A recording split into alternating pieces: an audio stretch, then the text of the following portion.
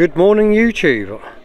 Welcome to Thetford Stand in the Park. I thought I would for once introduce you to some of the people, and so you can see where our whole movement actually came from. I'm joined here by Captain Mannering, but he doesn't say a lot, to be fair, because obviously, as you know, Thetford was the main location for Dad's army. So anyway, as we go, let's have a look. See you later.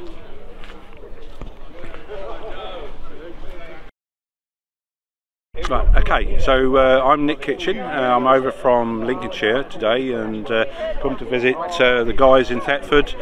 I'm part of the Stand in the Parks over in Lincolnshire and Norfolk and Cambridgeshire. I attend various ones. I'm a member of the Community Assembly of the British Isles and the Assemblies of the World, and just like the idea of coming to meet others of like mind, and what they're doing here in Thetford is absolutely brilliant.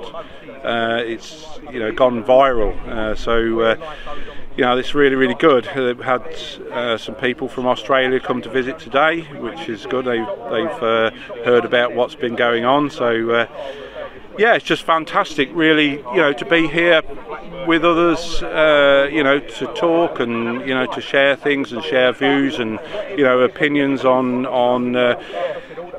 what's going on and how we can move forward from it, and how we can in some ways probably survive what's coming and what's here. And you may hear in the background everybody's talking and really happy, because this is it is community, isn't it? And it's the happiness from the Stand in the Parks. So everywhere where I've been to, Boston in Lincolnshire, Wisbech, Kings Lynn, Stand in the Parks, Grantham, Sleaford, generally, the coming together is just like the most marvellous thing. The amount of people that you get to know and the friendships and the bonds that you form from it is just absolutely fantastic, and we need more of this. We need more of this, the unity of people, because this is what will help us to help us all to just fight really what's being put on us, to be honest. So there's a lot of scope. There's a lot of people in this country that are probably unaware of what's going on, and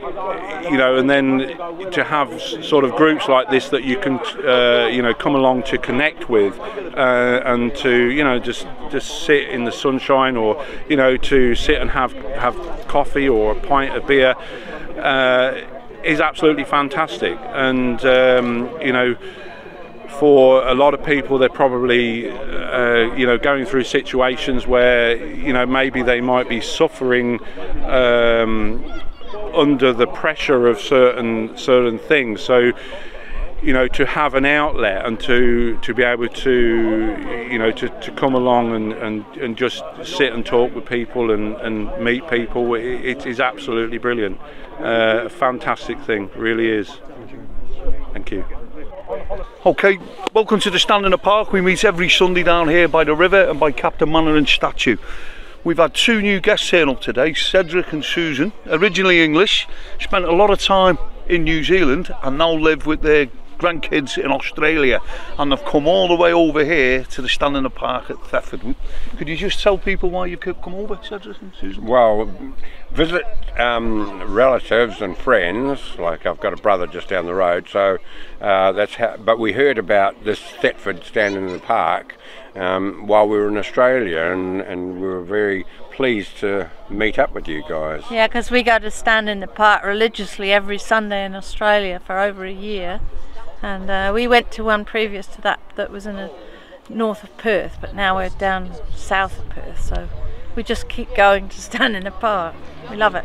And you've seen some of the reprobates here today, I believe, on YouTube and various other places. Yes, we did. We saw the people here standing up to the local council with their 15-minute cities, which was brilliant, because we've got to keep our freedoms, for goodness sake, and and that's inspired us to do our own thing in Western Australia, because the local town where we are, Bunbury, is the last town which hasn't got fluoride in its water, and we're actually formed a committee to stand up to the health minister and the local water board and what have you, who want to pollute the water there. The threats of 15-minute cities are a lot further away where we live. I'm not even sure whether they'll be able to, because we have a lot of fly-in fly-out workers who work in the mines, and they want them to keep going. They're the slaves, really. I think they've got the ultimate slaves. I think they've got the powers that be seem to have different plans for different people. Oh, that's true. Yeah, we're thinking that Western Australia might be sort of a bit aloof away, because there is so much mining. They want the lithium. There's a lithium mine just down the road from us.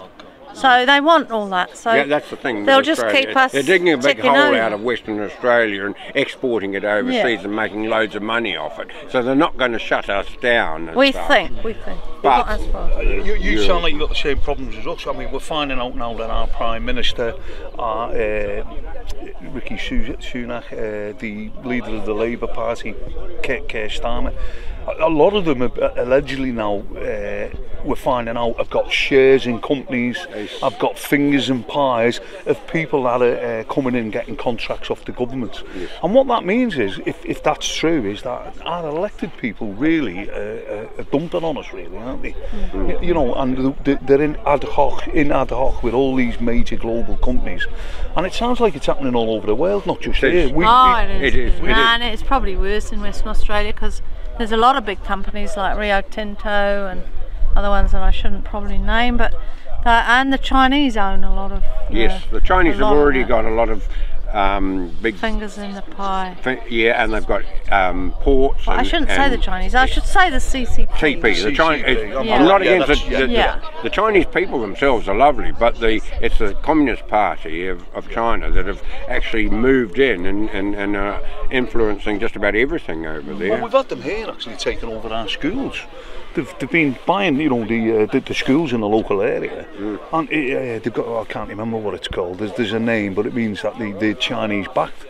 You know, as an ex-military man, you always think, oh God, there's a good front for a bit of spying and things like that. And but our powers that be don't seem to be bothered about it. So anyway, the other reason we sort of left in a bit of a thing in New Zealand was because basically they shut us down. We were organic dairy farmers, and we had herd share contracts with people that got their raw milk from us, and they targeted 9 farms in December 2019 because they knew that what we were producing was too good in terms of health. Healthy.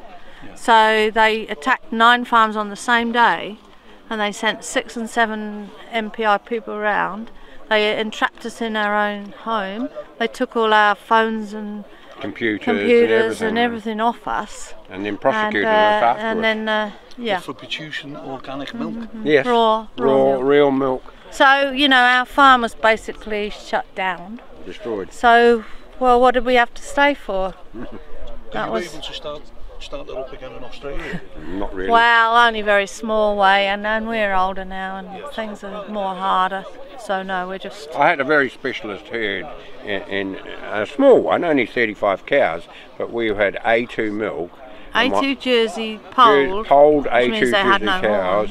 I had a really good system. People used to tell me that we had the gold standard of real milk in Australia, in New Zealand. You know, we're so good. Isn't it funny what we find here? People are trying to eat some organic stuff here. Yeah, I find it strange why we have to pay more for organic. You know, if it's just natural. Well, we try to keep the prices the same as ordinary, because we believe that you want people to have that milk. But we never made any money out of it. No, it was just. I called it my expensive hobby, but they didn't care about that. But what I wanted to do was give the example, show the other farmers in the area what you could achieve, and we did. We had a mixed crop in the ground, and we just planted it, and then it just came up. And the neighbours first of all looked over the fence and said, "What's this? You know, why is this Why is this guy growing in the doing summer?" this? Yeah. And then after a few years, we noticed that everybody's doing it. Yeah, So we did set. we were up. setting the bar high, and they copied us. Well, it's interesting you saying that. Where we're going to go soon for a cup of tea and some refreshments is the Thomas Paine Hotel, and we've named ourselves after the man of the town, Thomas Paine, because we're standing in the elections. But it just seems that we need a bit more of the Thomas Paine attitude all over the world, a little bit of good revolution to take the power back for us. Yeah. And you know, it's not that we're lunatics, we're just fed up of these people in government working in cahoots with the globalist companies. And I mean, look at the price of gas, electricity, everything. All I get off my wife every day is, have you seen the price of the cat food? Have you seen it? You know, something's going wrong, isn't it? And we've got to get the power back at the local level. Would you agree with that? Yes, absolutely, and this is one of the things we've noticed in Australia. The politicians and what have you, they've got their own agenda, and they're not actually listening to what the people want. Yes. It's like they want to do that, and to hell with you lot. Well, you just got to comply or else, you know, which is what we've Mind done. you, Western Australia, the petrol prices have stabilised and they're not much more than they were, and the power prices are only increasing by 2.5% because they've actually owned, the state government actually owns the power company, and they said that they would keep it down. The rest of Australia is going up by 50%, but we're fortunate. Well, I wish you well with your, you know, whatever you do, standing like we are and where you are, and I hope it all goes well. Thank you very much. Okay, Same nice back to you. talking to you. Nice talking to you. Okay, but you then. All right, gents, so me and you used to be in the old UKIP together. What brings you out today? What brings me out today is I want to know. I want more information about what's going on. You know, I've always been a bit of a conspiracy person, and I just need to know what the people want to hear. And yeah, well, you'll pick up some good information here today. That's it. I mean, but I think you coined the phrase before, the 13 people, majority that come from this group here on a Sunday, are standing for what you call... well, open government. Open government. Yeah, open government. And what's definitely. open government to you? What would you... Open government is exactly opposite what we've got on the council and everything. On the council, like when we were on the council, we sat as the opposition, so we had no powers whatsoever. They told me on the day that I went in there, 2 Conservative councillors came up to me and said, "Don't think of this as a council, because it's not. It's a corporation. It's a company, and what you say won't have a meaning at all, because we do what we want, and that's it." And that was the truth. That's the attitude of not just the Conservatives, but where you've got a party that's all in the established control, parties, yeah, and it's in control for any amount of time, they get the attitude that they have a right to rule. Yeah. They don't want to listen to the people, they just want to do what they think is right instead of doing what the people think is right. What do you think the people will be like when they find out that all the councils actually are in effect a corporation, a company that's registered at a company's house, and are only there to actually make money off the back of the people they're supposed to be looking after? Well, there, Mark, my attitude is I hope that we can wake the people up to understand what is really happening, and to bring up the power from the people. It's what we need. Councillors, when you get elected, I'm a party councillor. You people are independents. I'm here to listen, to learn from you people as well. But we need to listen to the people and do what the people want, and as being open as you can be. We have so many meetings where a proportion of it is closed to the public. Yeah. And it's just not, sometimes I guess it's necessary if it's personal details, but other than that, everything should be open to the people. Yeah. We're spending their money, and so they've got to be the ones who tell us how they want it spent, not the councillors telling the people what they want. See, the way I look at it, you know, the natural way of the world is you've got your law, your common law. We all know what's right and wrong, and that will come under your common law. Underneath the common law is the people. The people are busy, so the people put in an establishment, let's call it government council, to make some decisions on behalf of the people that the people agree with. The government council then produces, I wouldn't call them enforcers, people who help, let's call them the police. So at the top you've got the common law, the right and wrong, you've got the people, then you've got representatives, government councillors, then you've got the police. But what we've got at the minute, it's all been inverted, it's upside down. We've got the police, the council and the government telling the people, and they're there, we're electing them as representatives for us, not to tell us what to do when we disagree. That's where the councillors have gone wrong. They forgot that they are representatives of the people. That's what we need. Both you as an independent group and me as a party person, we both have local representation as a priority. In UKIP's manifesto for local government, it states any major development or anything big, housing estates, this development, must be put to the people first before it's done. And that's what you need. You need to get, when we did a local representation for this building here, it had to be the town council who paid for it. We paid £5,000 so we could ask the people what was happening. And then Breckley ignored it. So, but we need binding referendum on any major changes in government on a local basis. Would you agree with me though? I think the one thing that we're definitely agreed on is people over the years are not brainwashed, they've just been lulled into a false sense of security where what they do is they vote for an established party. Now, when one of those parties gets it wrong, traditionally people then just go and vote as revenge for the other party. And consequently, it becomes perpetual, it goes on. I think for anybody out there listening to this, before you vote, hunt down your local representative and find out what they're going to do for them personally as people. Now, we can't say to them we're going to do this and we're going to do that in detail, but what we can say is we're going to listen to you, work with you and make decisions that you want. Where at the minute, if we just vote for the normal parties, they're going to tell us what they're going to do to us. Until we have a major change in the way people are elected in this government, in this country, we can only use a people-based thing because the electoral system's rigged in this country. So we need ground root organisations like the one we've got here to force the councils to listen, to force the governments to listen. Well, you can see here, and probably the camera will pan around, all we've got here is ordinary people. I mean, let's have a look, we just got ordinary people here who all come down and speak about things that are local and happening in the town.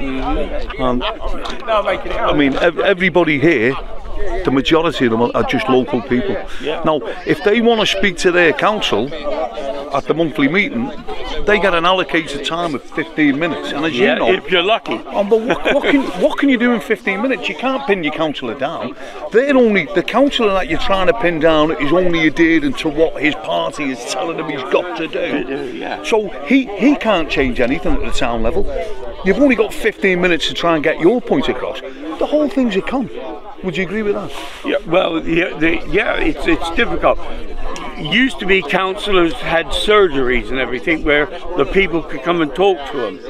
But the councillor would be working in isolation, would you say?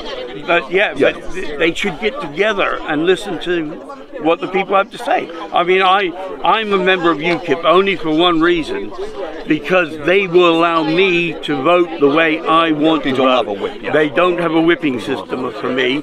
So the people tell me they want something, I will then work for that. No, here's my point is that, you have a surgery, say, on the Abbey estate, get some good points across from the people who live there, but you are in isolation. If you then try and move those points forward through the blue and the red, the Labour and the Conservative, it's not going to go anywhere because the councillors are all fractured within.